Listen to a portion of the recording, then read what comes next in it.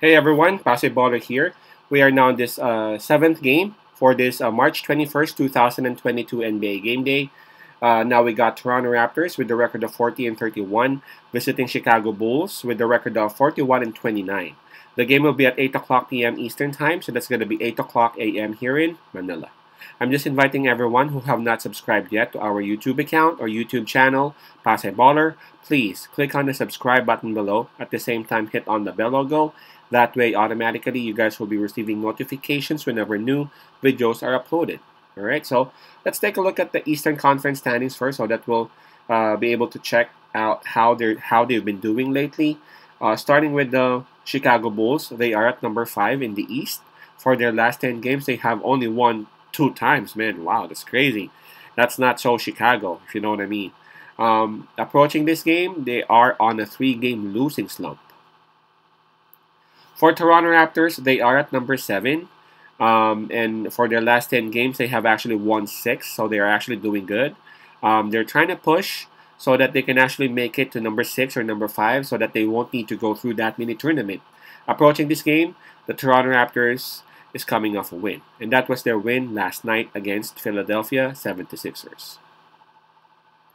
Right, so on this game, Chicago Bulls would have the home court advantage. At the same time, Chicago Bulls would have the fatigue factor advantage as, again, Toronto Raptors already played last night against Philadelphia.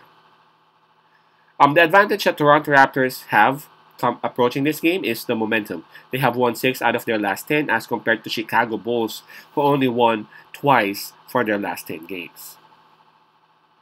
So let's take a look at the injury list for both teams, all right? Starting with Chicago Bulls, well, I can only see one player out for the Bulls, and that's Lonzo Ball. He is still out for the Bulls on this game. For Toronto Raptors, though,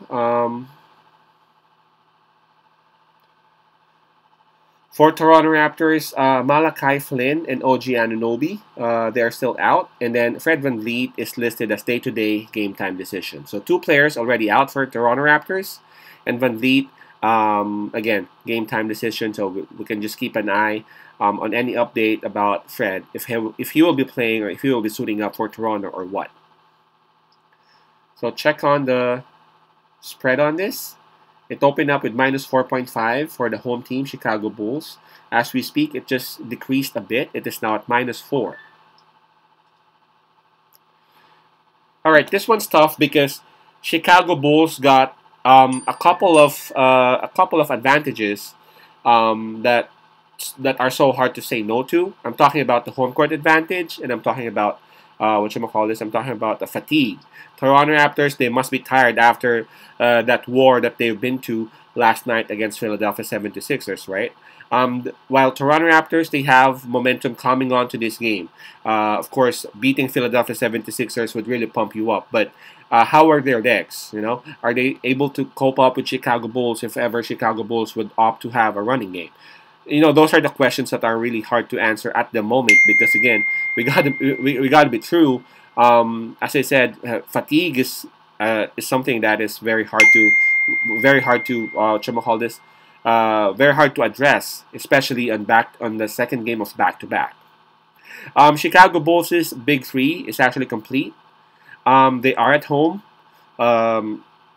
Again, they have the fatigue factor advantage. So I know if you would check on the form, Chicago Bulls, they don't look good at all. They've only won twice out of their last 10 games. But on this particular game, man, I would pick Chicago Bulls. I think they are due for a win. I think the big 3 would actually step up and make sure that they would actually get this win against Toronto Raptors. And again, they have all those advantages that they need for that to happen. So my pick on this one would be Chicago Bulls. What's the spread again? Is it minus 4? Yep, there you go. So Chicago Bulls minus 4. Bulls minus 4. Peace out, pass love, and God bless.